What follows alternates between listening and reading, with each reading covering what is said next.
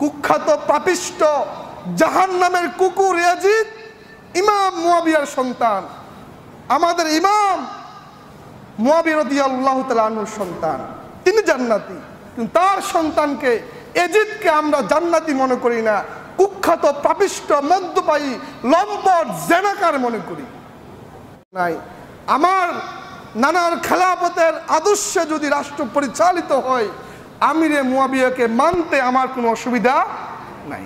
হাসান রাদিয়াল্লাহু তাআলা আনহু খেলাফতের দায়িত্ব হযরত আমিরে মুয়াবিয়াকে তুলে দিয়েছেন। আমিরে মুয়াবিয়া রাদিয়াল্লাহু তাআলা আনহু 10 বছর খেলাফত প্রতিষ্ঠিত করেছে, খেলাফতের দায়িত্ব পরিচালনা করেছে রাসূলুল্লাহর আদর্শে। ইমাম হাসান মেনে নিয়েছে, ইমাম হুসাইন মেনে নিয়েছে, কোনো আপত্তি নেই। ইতিমধ্যে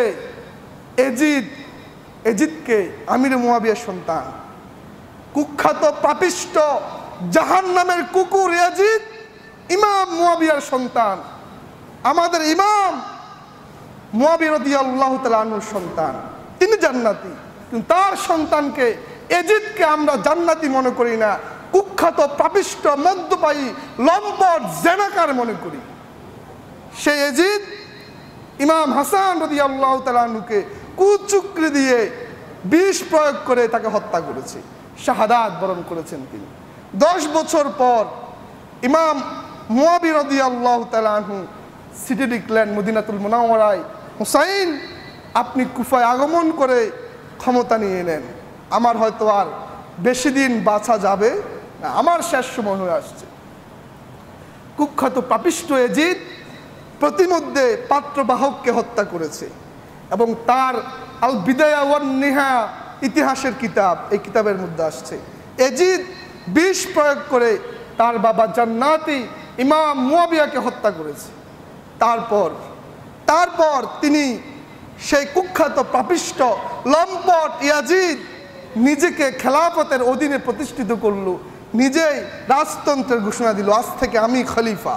বলেন নাউজুবিল্লাহ। গোটা মুসলিম বিশ্বের খলিফা দাবি করলো কে? ইয়াজিদ।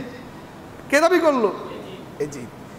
ইমাম হুসাইন বললেন, আমিরে মুয়াবিয়াকে 10 বছর মেনেছি, যদিও আমার রসুল ঘোষণা দিয়েছে জান্নাতের যুবকদের সর্দার, এত বড় মহান সম্মান আমাকে দিয়েছে, তারপরও আমিরে মুয়াবিয়াকে মেনেছি, কোনো আপত্তি নেই, তিনি ভালো মানুষ ছিলেন। কিন্তু ইয়াজিদ একজন লম্পট ছিল, ইয়াজিদ একজন মদ্যপায়ী ছিল, ইয়াজিদ একজন জিনাখোর ছিল। সেই ইয়াজিদকে আমি হুসাইন রাষ্ট্রপ্রধান মানতে পারি না। এটা ছিল, এই দ্বন্দ্ব ছিল মূলত অর্থ সম্পদ কিংবা ক্ষমতার জন্য নয়, ক্ষমতা দ্বন্দ্ব ছিল মূলত মতাদর্শ প্রতিষ্ঠার জন্যে।